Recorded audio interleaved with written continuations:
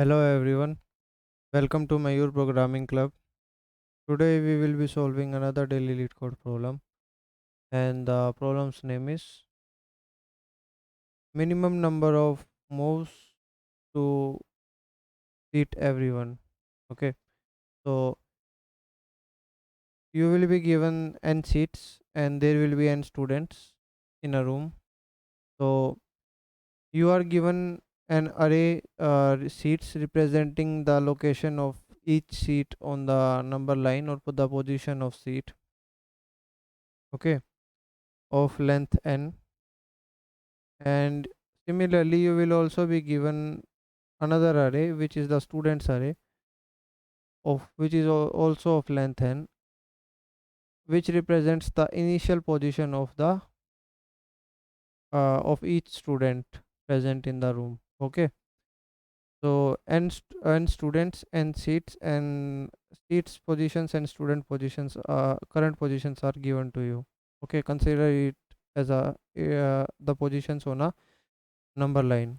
Okay, so you may perform the following operations any number of time. Each student either can move in the left direction or the right direction on the number line. Okay, so x plus 1 or x minus 1 if x is the current position of the student. Okay, and each one step towards left or right counts towards one move. Okay, so you have to return the number of minimum moves required so that each student, you know, have one seat. Okay, and no two students are seated on the single seat.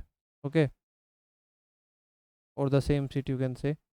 So this is what you have to return, and it is mentioned that note that there may be multiple seats or students in the same position at the beginning. Okay, so before thinking of an approach, let's have a quick look at the constraints. So according to the constraints, the length, the number of seats and number of students are equal here, and the number of seats and the number of students will be of order 100, and each value of their positions will be of order 100 only. So let's try to think of an approach. I will be telling you two approaches to solve it. So we will be discussing approaches with the help of code. Okay, so first of all you should consider that each student can either move in left direction or right direction. Okay, so the total number of moves towards left or right should be counted as positive only. Okay, and what we can do is, let's say there are some seats given to you. Okay, and there are some students, and let's say there are their initial positions are jumbled, not in ascending or descending order. Let's take one of those examples given in the problem statement. So let's take this one, 315274. Okay, so 315274. Okay, so first of all, the first array is the seats array, and the second array is the students array. Okay, so we somehow need to sort these two arrays. Why sorting is required? Because we want that each student should be, knowing that what is the closest seat to him or her. Okay, and then he or she should grab it. Okay, so to grab it, either the three conditions will be there. Either the student is standing on the seat, standing before the seat. Okay, or he or she have to walk left to get the seat, or he or she may have to walk right to get the seat. Okay, either of these three conditions will be there. Okay, so once we have sorted the seats, the array will look like this. these two arrays, 1 3 and then 5, and then this array will be looking like 2 4 and then 7. Okay, so these are the students, the red ones, and you can consider the blue ones as the seats. Okay, so if I would say that this second, the student as position 2 should pick this fifth position seat. This would make no sense because you know the difference of these two positions is 3, and if he just pick the seat closest to him, which is the first seat, then it would make more sense because the relative difference is less.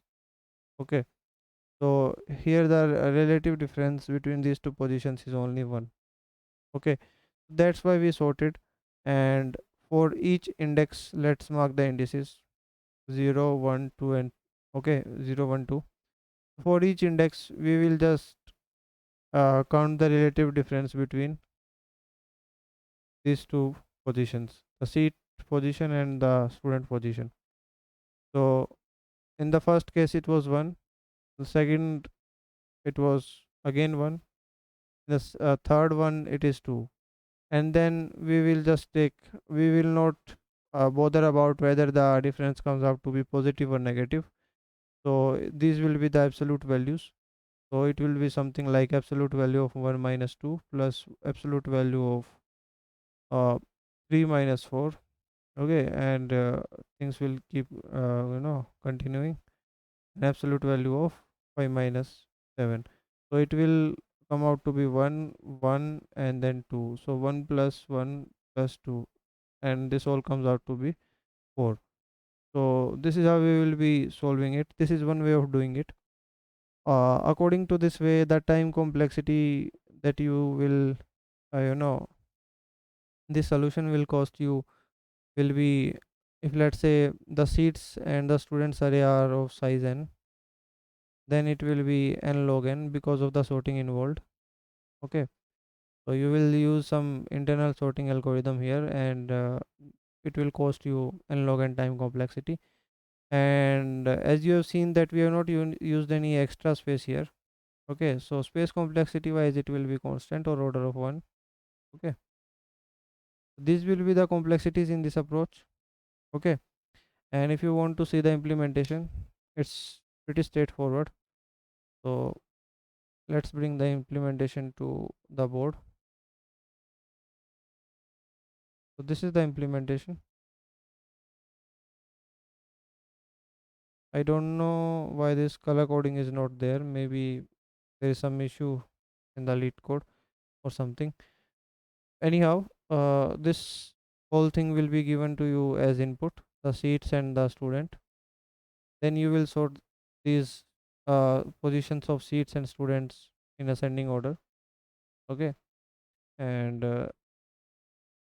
then for each index you will just add the absolute difference between seats and students to the number of moves and return the number of moves. Okay, this was approach 1. Now there is another approach that I would like to discuss. uh, it is basically the sorting approach, but the sorting algorithm here is a little bit changed. We will be using counting sort. Okay, so counting sort, uh, how counting sort can be applied here. For those of you who are hearing it for the first time, who do not know about counting sort, I will try to find an article link on this counting sort algorithm. Okay, so it is nothing but that you take a array of sufficient size. Okay, of that could represent all the values in your arrays. Okay, and then you just increment the frequencies at the indices representing the values in the current array. Let's say the values are 1 1 2 3.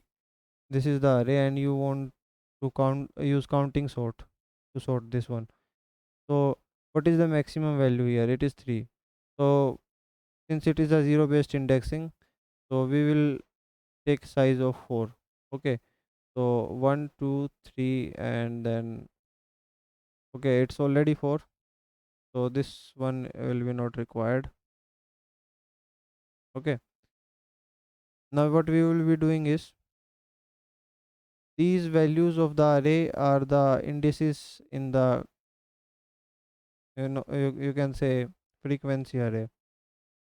Okay, so this is nothing but 1 plus, the 1 is occurring twice, so 2, then 2 is occurring only once, and 3 is occurring only once. Okay, so now once we are done with it, we will traverse this frequency array from left side, and corresponding to each number, if its frequency is more than 1, then you will add that number to the final, let's say, resulted array, to that number of times. So 1 will be added twice, adding 1 twice, then frequency is 0 now.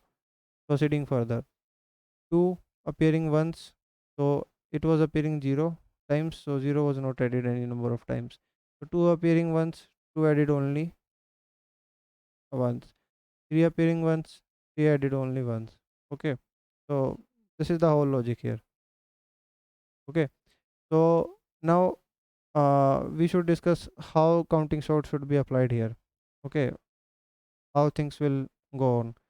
For that, let's take the code to the board, and in order to make a explanation little shorter, I think I can start explaining the code itself. Okay, so let's take another slide and move the code to the board. So this is the code.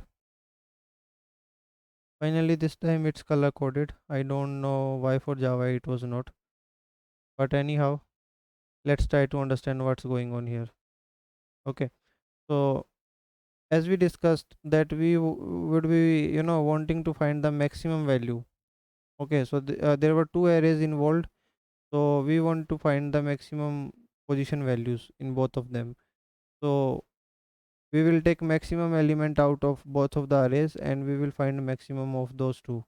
Okay, and call it maximum position. And then we will again take one frequency array, and here I have called it seed difference. I will tell you why it is called seed difference. So we will make this array of size maximum position plus 1. Okay, so uh, first of all, this what this array represents, this array represents that current need for seats. Okay, or current availability of seats.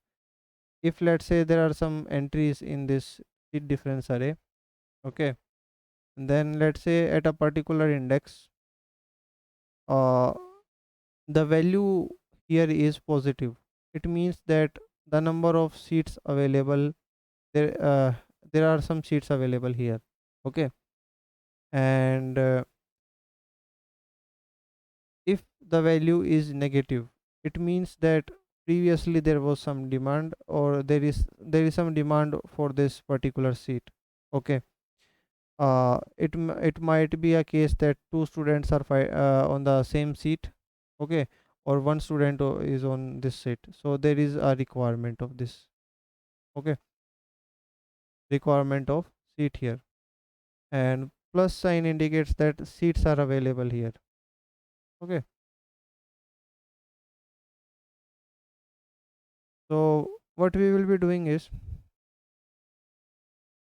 first of all, we will be marking all the available seats to their respective positions by adding 1 to that index. Okay, what is the index? The index is the seat position. Okay, so once we are done with it, then we will do the second part, which is marking the requirements for seats by students, and here we will decrement the value by adding -1 to the current value. Okay, so once we are done with it, there might be two cases. The very first case is that student is standing here, and the seat he or she wants is on her his or her left, right actually, sorry. So in that case, it is represented by -1 and it is represented by +1. Okay, let's say there are some steps here. Okay, let's say the steps needed are 2 steps. Okay, fine. So what we will be doing here is, this student needs to walk 2 places in order to get this seat. Okay, how we can add this value 2 to the overall number of moves. For that, what we are doing here is, we are taking 2 variables, unmatched count and moves. Okay, so while traversing this difference array from left to right direction, we are first of all taking the unmatched count. Unmatched count is nothing but the current value, a running sum, you can say, a kind of a running sum. Okay, running sum of values present in this seed difference array. Okay, first of all, unmatched count will be, as per this requirement, it will be -1. Okay, and since the number of moves, initial unmatched count value was 0, so the number of moves at this particular position, let me mark the position, is 0 here. Okay, because unmatched count was initially set to 0, so because of this statement, it was 0 number of moves. Okay, now unmatched count value have been changed, so it will be changed to, let's for simplicity consider it as unmatched. So number of unmatched is -1. Okay, taking the uh, actual value with the magnitude. Okay, then moving further, so right now unmatched count value is -1. In the next iteration, when you will be at this position, you will take the absolute value of unmatched count, which is 1, by the way. So the number of moves will be increased to 1. Okay, fine. Uh now here, both of the values for this seats difference array were 0, so unmatched count will stay -1. Okay, at this position also, the value stays -1. Okay, and when you will be at this position, the moves will now be required number of moves will be 2. Okay, because you added the absolute value of the unmatched count, which was -1. Fine, then you added the real value of the uh, seat difference array, which is +1. So -1 plus 1 sets is will result into 0. So in a way, you can say that the requirement that was of one seat is met. It is being neutralized. Okay, so this is one scenario.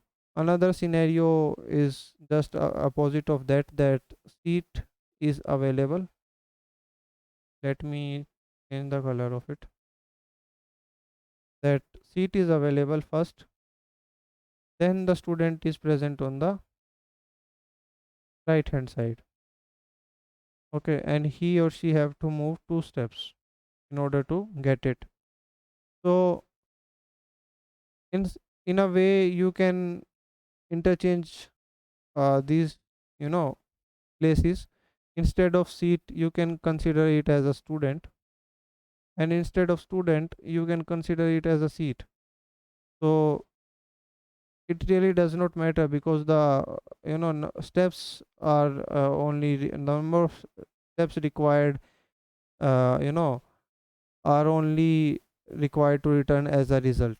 So if you interchange seat for a student and student for a seat, then the situation seems to be pretty similar. So that's why this algorithm works out. So we will keep a running sum of the number of unmatched count. Okay, and then we will keep adding absolute differences of that unmatched count to the number of moves required. And this way, we will, find out what are the required number of moves in order for every student to be seated on exactly one seat. Okay. So this is the whole approach, you can say. And as per the complexities, you might have guessed that it will be a linear runtime complexity algorithm, and the complexities will be, let's say, the size of both of these arrays is n. Okay. So n plus maximum element. Okay. Maximum element plus 1, it really does not matter, but n plus maximum element value. Okay, because we need to traverse this seed difference array also, that's why. And as for the space complexity, it will be order of maximum element, or max position to be specific, this one, max element or max position plus 1, you can say, but order of maximum position. Okay, so these are the complexities. As you can see, from n log n we have reduced it to somewhat linear, so it is a improvement there. And this algorithm is counting sort. Okay, so I hope you are able to understand both of the approaches. If you are still having any doubts or any queries in general, then you may ask them in the comment section. And I hope this solution walkthrough added some value to your journey of, honing your DSA skills. And till then, keep practicing and keep solving problems. I will see you in the next video. Thank you for watching.